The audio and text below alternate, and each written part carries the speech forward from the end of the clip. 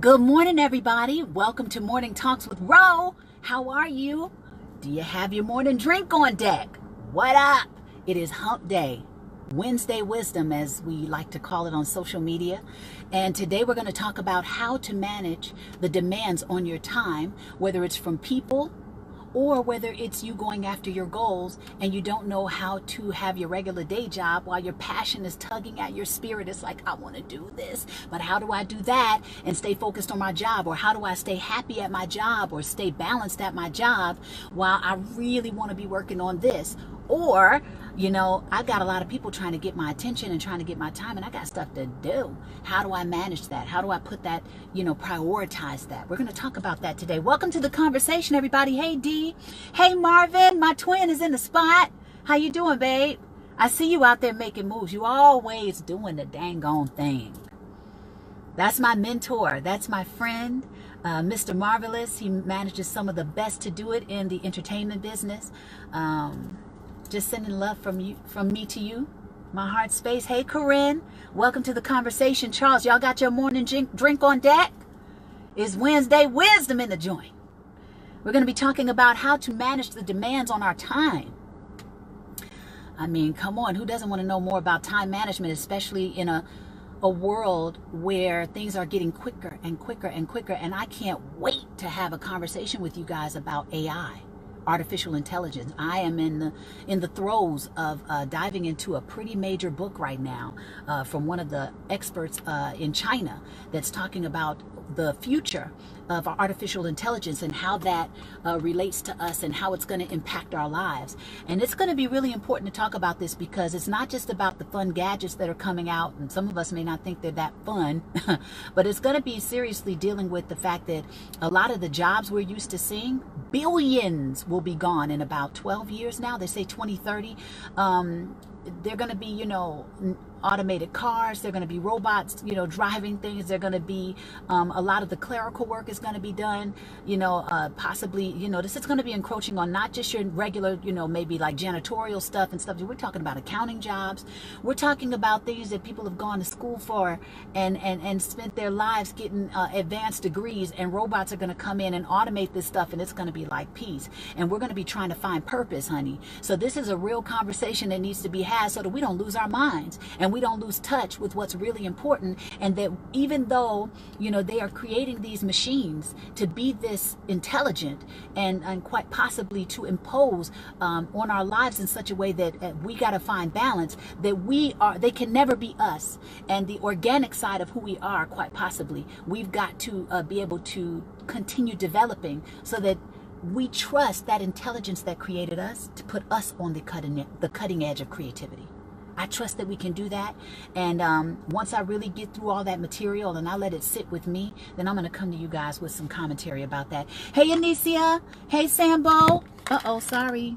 I got to prop the phone up like this because I like to share this material on my IG TV.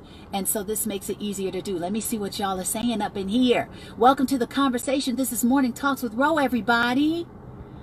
All right, Dee, you said all of the things you mentioned are occupying my mindset as I'm pursuing my CPT, fitness, nutrition, and CPR. Bless up. Just stop through to say hi. Okay, Shanika, see you later, babe. Damien says, hey, Damien. You got your strawberry twist. That's what's up. Welcome to the conversation. Christina's in the building. Okay, Donna says, hello, my beautiful cousin. Hey, beautiful cousin. Yes, ma'am, going to watch the replay. Okay, bless up. Let's see. All right, good morning, Shirley. Good evening for you from Amsterdam.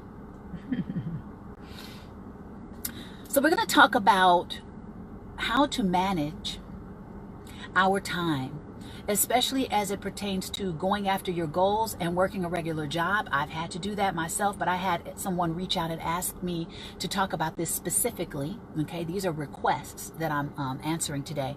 And then I also had somebody ask like a variation of this question and say, well, how do I manage my time when I got people tugging at me? I got to manage people from imposing on my time. So this is a layered conversation, right? There's a lot of things that could be discussed, a lot of reasons that we could discuss why people are pulling at your time, why you've allowed them, why you've prioritized them high enough to be able to pull at your time, right? To pull at your resource, this very valuable resource that we can't get back.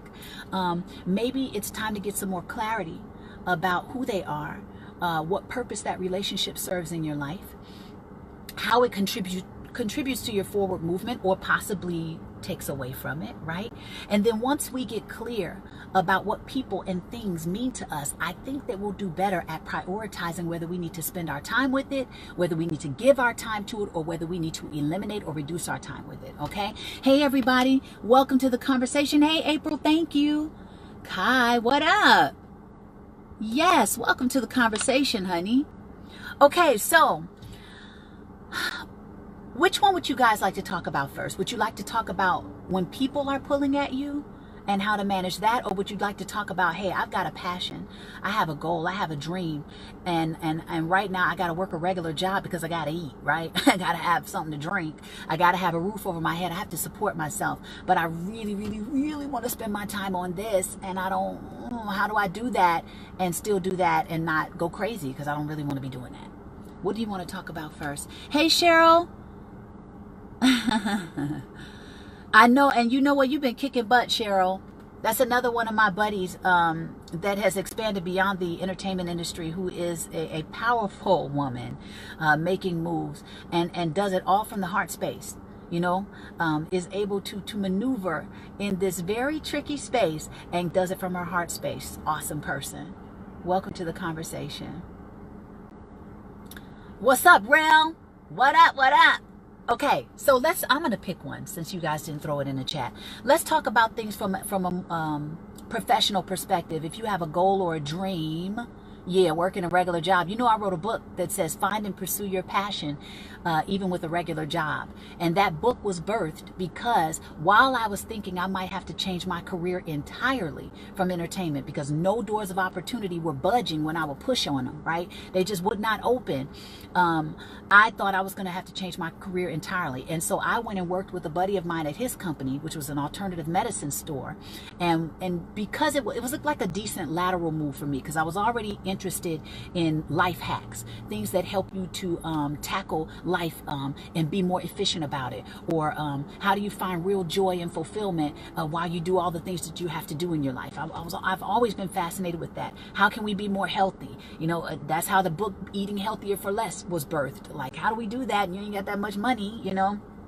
But you still got to have your eating habits on point because you need the energy. You need the clarity. You need whatever support you can give yourself to push yourself while you do whatever it is you need to do. So that's actually a good point. Make sure you're eating right, you guys. Even when I was like at my worst, my lowest financial point, that's probably when I ate my best. Now, I'm not going to lie to you. I had a lot of groundhog days. I had a lot of days where I was eating a lot of the same thing because I wasn't educated enough to know about the variety of all the things I wanted to do. I didn't have enough time to go home and play with a lot of variety because I was working all the time. And then, you know, as far as spending the money, I was still trying to figure out how do you eat healthy on a budget? How do you eat healthier for less? So, I did eat a lot of the same things. Like, I never need to see another veggie patty from a Subway ever again. Like, I don't want it anymore. You know what I'm saying? I had so many, so often that I was just like, I don't even want no more veggie patties from Subway. Forget about it. So anyway, that being said, though, sometimes we have to make sacrifices. A lot of the times we have to make sacrifices for the greater good. And it does require a high level of discipline. But I heard this one quote, not a quote, it was a video that Will Smith did. And I said, that's a great way to say that because it's really true. Self-discipline does equate to self-love. That is true love. Like, you are really doing what you need to do so that you can do what you want to do. You're doing what you need to do even when you don't want to do it so that you can do what you want to do. That is true self-love. You are putting forth the effort. You're putting forth the time. You're making the sacrifice. You're engaging the necessary discipline in order to create a better life for yourself, in order to give your dreams and your goals a chance to thrive. So discipline is huge. With everything I'm about to share with you, I got like 12 things I could share with you today about how to manage the demands on your time. And every single one of them requires discipline to execute. Nobody can do this work for us. You know, we can get all the tips in the world. It can sound good.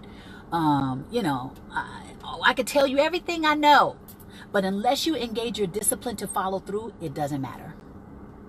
And that is where the real work is. The real work that I know is that you got to get out there and you have to be clear about putting forth the effort. Okay, so let's just get into it because I'm going to tell you what you can do. All right. Hey, y'all, welcome to the conversation. That's right, Tiffany. Number 1, learning to delegate. A lot of us, especially if you're kind of like a control freak, you might not want to give other people responsibility. And I know the age-old thing where they say, you know, if you want it done right, do it yourself. I totally can be an advocate for that. I think there's a time and a place for that statement. But if you are looking to do better with your time management, we have to learn how to delegate. Give some of the tasks that you currently do to other people who have strengths in that same area. There are probably some things that you're doing that is not your strength. Maybe you're a bit weak at that somebody else could do. Take it up, run with it, get it done way better and way quicker, way more efficient with it, you know? So, you know, don't be afraid to delegate. I know that sometimes even things like this, like me coaching, right? Of course, I feel like I'm unique. Who's gonna love on people the way I love on them and deliver the information that I'm gonna deliver, you know, the way I deliver it. But that's not necessarily the goal. They don't have to deliver it like me, but I just want us to be on the same page. You understand my narrative. You understand my heart space. You understand what I'm trying to convey. And if I know we got that similar foundation, then I can probably give you the tools to execute for me. And that's how I've recruited some people on my team, because I'm like, as long as I know they got the right heart space for this, right?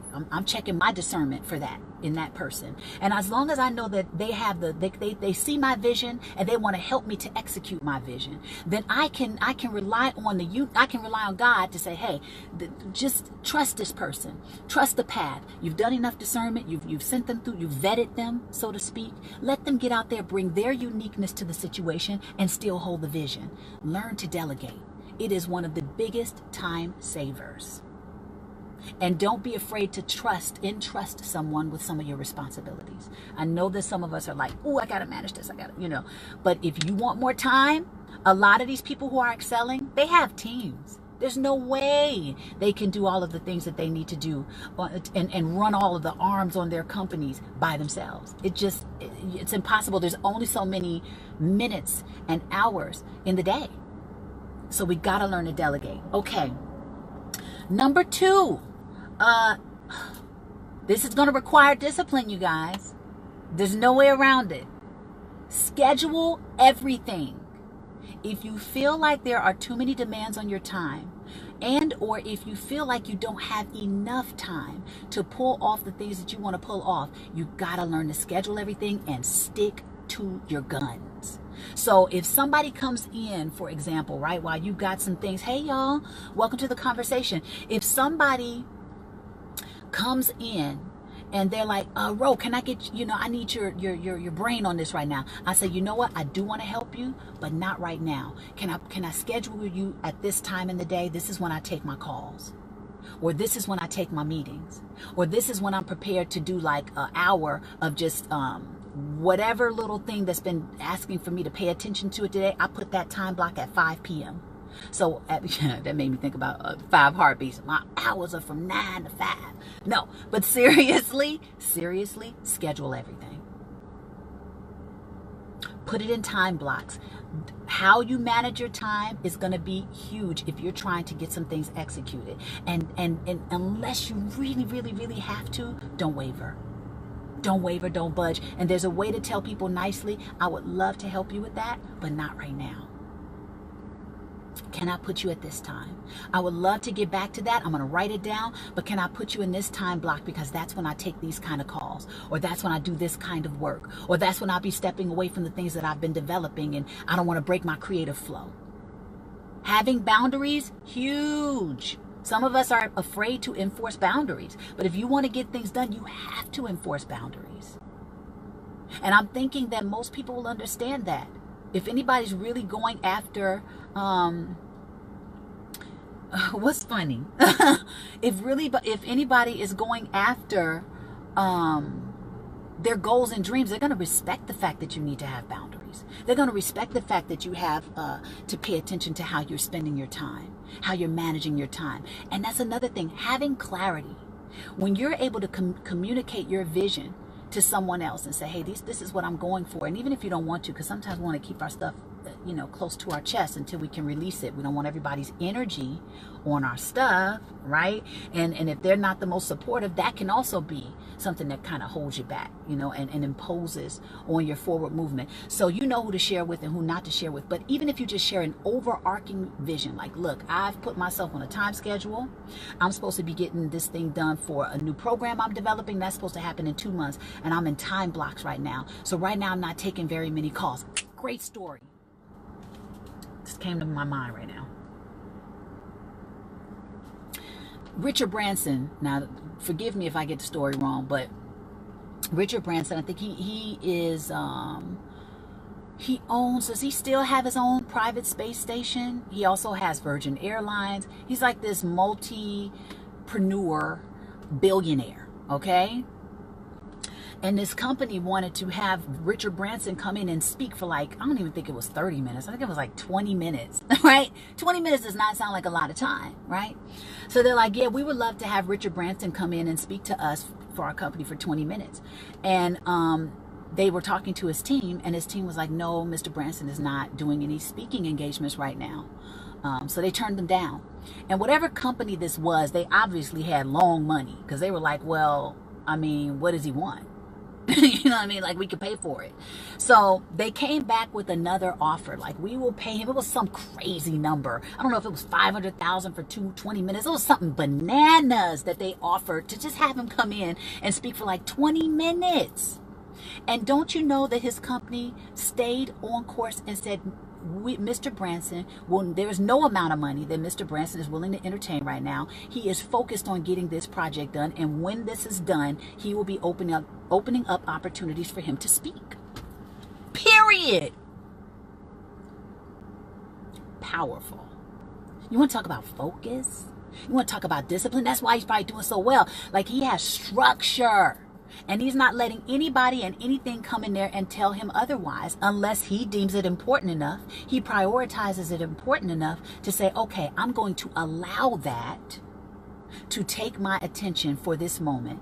I'm going to allow myself to invest in this moment right now because I deem it important enough. But period, point blank, there was nothing they could offer him to change his course of direction. Sometimes your vision needs to be that strong to be able to communicate to somebody so that they know how serious you are about it. And then you got to tell them what timeline you're on, what your structure is. If you want to go that far, you could keep it very overarching. It doesn't have to be every detail, but be very clear. And when they see your clarity, when they feel your seriousness about what you're doing, respect. I'll get back to you when you have a moment. And it's not about being rude. It's about having vision. It's about having structure. It's about having purpose. It's about honoring and respecting your time, because we all only get 24 hours in a day. What you do with them is the determinant to what kind of results you're going to see. The more that you can honor what you say you're going to do, other people are going to honor it, and you're going to get things done. Right? Church, right? Shout out to structure. Shout out to scheduling everything. Shout out to time blocks, and shout out to honoring it. I would love to help you with that, but not right now. This is what's happening. This is what my focus is. This is when I'll have the time to open up and help you. Could be that day, could be that week, could be that month, could be a year from now. I don't know, whatever you guys are dealing with out there. Isn't that awesome? Okay. Number 3. Okay, so you know me, I'll be mixing and matching stuff, okay, because the conversation takes me there. But it basically said, do people know how you choose to operate? Is really what I was just expressing to you. Communication is key. The more clarity you have to give to someone, I think the easier it can be for them to digest what's happening and to be able to know how to respect what you're doing and honor it. Yeah? Okay. Okay, so you can also do things like, let's say people, I don't know what kind of, this is such a broad conversation, right? Unless I'm giving you like specific coaching for your particular situation, but from a broad perspective. Me as a blogger, right? There are certain things that a lot of people might ask me, Ro, how do you do this? How do you do that? Ro, I'm dealing with this. Ro, I'm dealing with that. And so I may do a video blog about it, what I'm doing with you guys right now, right? I may do a written blog about it. This way, I'm not writing the same answer back to somebody I don't know how many times, or I'm not communicating the same thing over and over. I'm going to try to keep it as authentic and personable as possible, because I'm a people person and I want you to know I care about you. But sometimes, in order to manage my time better, if I know I don't have time to answer everybody and I really would like to, blog it. Then you can just direct them to that space. Video log it. Then you can direct them to that space. Saves time, you guys. Saves time. Chunk this stuff into a space and then deliver it for the people. Now it's always there to help people and give them guidance, and it's from you, but you get the time to spend now on the other things you'd like to accomplish, right? Same thing with writing a book. That's something, I'm getting ready to do this comprehensive approach to the music industry with my partner out of Amsterdam. We've been working on this now over a year. A lot of people, drop into my box. They'll ask me some advice about how to advance in certain ways in the music industry, or just understand certain aspects of it so that they know, some of the lingo that they may need to be aware of, or they understand some of the players that are in the industry so they'll know who to tap into or who not to tap into. Well, you know what? Let me do a book. Let's do a comprehensive book as best we know how, from my experience, from your experience. She's got the technical side as far as being an intellectual property attorney. She's an entertainment lawyer. You're on the other side of the contract. Dope. And then I'm organic. I'm more organic. I'm an artist, right? And I know what it feels like to be an artist, trying to understand all the mumbo jumbo that can come in these contracts.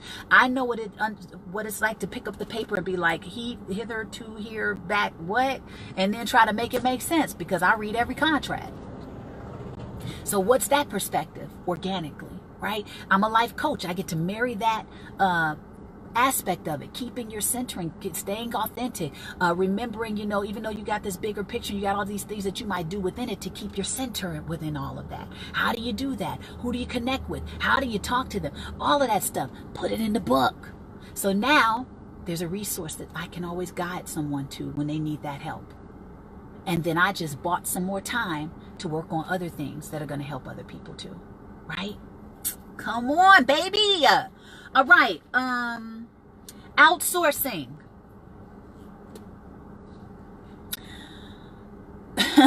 Straight up, there are times, especially last year, I was flying like a crazy woman. I was like living in the sky, honey. I would come home and I would want to work on something, and I would be tired, but I would dedicate my creativity. I should say this. I would want to work on something. I would be totally motivated. My passions kicked in, right? So now I'm creating. But all the while, sometimes my house isn't at the place I want it to be. I like a very clear and clean environment, but sometimes I don't have the mental energy to want to go and organize those papers that are on the table, or get through those receipts or something, or handle the dishes that are sitting in the sink that are just like I get to them, but I'm like right, or whatever the things are. I might want my house spick and span, but my energy level is like, nah, I just spent all that time creating. I need to go to sleep. I will outsource. I finally found somebody who could come in and clean up my space for me.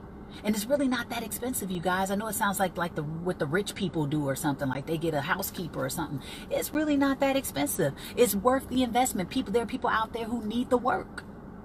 They need the work. They're out there trying to make a living too. So why not contribute to them making a living? This is something that you do. You're an expert at. It'll save me time. I want my space clear. It helps my mind to be clear. Outsource. What else? What are some of the other things I said about outsource? If you're writing a book, let's say you don't feel like you're the greatest writer. I know, right? Let's say you don't feel like you're the greatest writer. Recruit a co-writer. Recruit somebody else who knows how to structure books. Lean on a partner. Go to some of these schools where kids are looking for the next, whatever it is. Outsource responsibility. Outsource with creativity. Tap into other people's strengths that may be your weakness that you can outsource. Same thing. Delegate, outsource, very similar. Very similar. And then, oh yeah, now I learned this, I forget the gentleman's name. It was called leverage, manage, do. So if you find that you have a lot of things you're trying to accomplish, right? You want to find out, well, what things can I, what we were just talking about, what people can I find to take care of these particular, responsibilities that need to get done, that I want to get done, but I don't really feel like I have the time, or maybe it's just not my strength. It's just not my strength. Who else can I find to do the job? Then once you find those people, put them in another column of management. Okay, so these things are being managed right now. This is stuff I want done that I don't have to do. Somebody else is doing it for me. And then you put in another column the things you do. So leverage, who do I need to find to do these things? Manage, who's doing these things for me? Do, these are the things I do. If you can get people to do the things that you want done and that need to be done, but maybe it's not your strength, or maybe it's very time consuming, wow, did you just buy a lot of time? Right? Okay, hey y'all. Also, with regard to the question, because this is a play on the question that person sent me, I think it's also very important to get okay with taking risks. There's a lot of things you're going to want that are going to require you to be okay with taking a risk. Calculated nonetheless. I don't think you need to be just jumping out there, with no parachute. You know what I'm saying? It's still a risk to do skydiving, but you do have that parachute that's supposed to work, right? So with whatever you are endeavoring to do, make sure you do as much research as you possibly can so that you can make an informed choice. But a lot of the time, some of the greatest things you're going to accomplish require a leap. They're going to require a leap. So the people that were like, well, I don't know if I want to work this job, because my passion is tugging at me. Sometimes we got to burn the boat, is what they say. That's another phrase that I learned. And burning the boat means you don't you get in the water, you let it go, and then you got to swim, sink or swim. Sometimes that's what some of us need in order to push us to action, in order for us to learn how to throw our whole selves at something. A lot of us are like dipping our toe in the in the pool, and you're not getting much done. You're just dipping your toe in, but you might need to push your whole self in. But only you can make that decision, that choice. Do as much research as you possibly can. Find out as much as you need to know in order to make the best choice for yourself, and decide if you need to throw your whole self at something. Decide if you can put yourself on a budget and how long that money's gonna stretch. In order for you and come up with a plan first. Don't just go out there and be like, all right, now I left my job. Now what's next? Plan. Those who don't plan to fail. You've heard that before, I'm sure. So come up with a plan. And give yourself some action steps, and put some deadlines on those action steps. Don't just go out here willy-nilly. Really give yourself a fighting chance to win and thrive. But it's got to be planned, right? Come up with a great plan, find out as much information as you possibly can, and then make an informed decision. Am I going to keep dipping my toe in the pool of possibility? Am I going to stick my whole leg in? Am I going to find other people to help me to get it done? Leverage, right? Or am I going to just throw my whole self at it? Right? All right. Let's see what else I wrote. I think that's good. And then with people, a lot of these things that I just shared about going after your goals probably can translate in some way to when people are pulling and demanding on your time. But, maybe ask yourself some good questions to see if you can get some good answers. And maybe one of those questions is, what purpose does this relationship serve in my life? Is it just another person that you are so connected to? Is it good for your spirit? Does it lift your vibration when you're around them? Is it just a confidant? These are all positive to me, great reasons to keep somebody in your life. Are they a part of home, a piece of home? How we have friends that, hey Bennett, You know how we have friends that we go home and we hang out with, and it just feels like home. It's something from your past. It's comforting. It's something that roots you and grounds you, gets you back in touch with the foundation of who you really are. They're great. I love to go home and just come back with my old crew. That just keeps me grounded, you know. Oh, beautiful, beautiful, Brenton.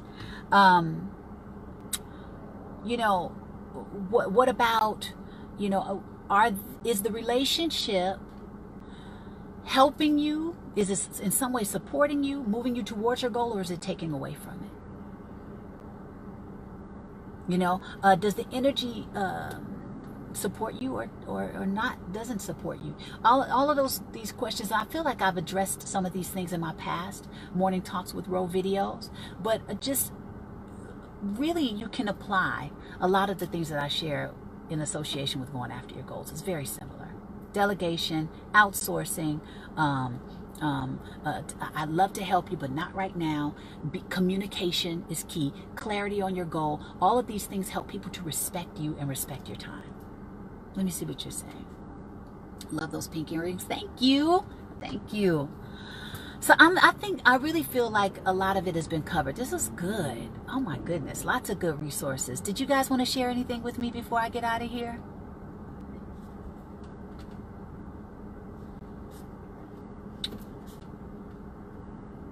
You can go back through all of these numbers, all of the things that I shared, and see how they can apply. Hopefully you pulled a lot of value from the things that I shared today. Is that it? Morning Talks with Ro. Very glad everybody could tune in. I will see you all next week, okay? Thank you. Oh, shout out. Yes, thank you. Today is April 24th, 2019, 30 years ago. In 1989, the all-new Mickey Mouse Club started. I was a Mouseketeer. I came on 4 seasons later. The show was 7 seasons, so I did 4 through 7, 4, 5, 6, 7. And I want to say a very happy Mousekeversary. I like that, Brandy, to everybody who was a part of the show. We're going to have our 30th reunion bash celebration at Walt Disney World. That's where we worked. We were at Disney MGM, which no longer is there, I don't think, right? We're going to have our 30th year anniversary. And in May 17th through the 19th, come on, Brandy, help me get it right. 17th through the 19th, we're also going to have Soul Sunday. And I will be there hosting that along with Jennifer. And we've got a lot of Mouseketeers that are going to be a part of that. It's going to be amazing. Amazing. We're going to be doing MegaCon there. We'll be at the Magic Kingdom. There's a lot of really fantastic things planned. We got some VIP parties going on. And everybody gets to see each other after 30 years. Right? Some of us have seen each other since then, but some of the Mouseketeers I've never met. So I'm excited about meeting everybody that's in our Mouska Nation, Mouska family, all the fans that have supported us over the years. We've got some really, really amazing things planned. So if you're coming, be prepared to enjoy yourself. Everybody's looking forward to it. Everybody's getting more and more excited as we get closer to the day. And I love the amount of gratitude that everybody is operating in. We understand how special this is, and we don't take for granted that we are all still connected. So thank you so much. Shout out to the 30th anniversary of the all-new Mickey Mouse Club. Bless up, man. Until next week. Bye.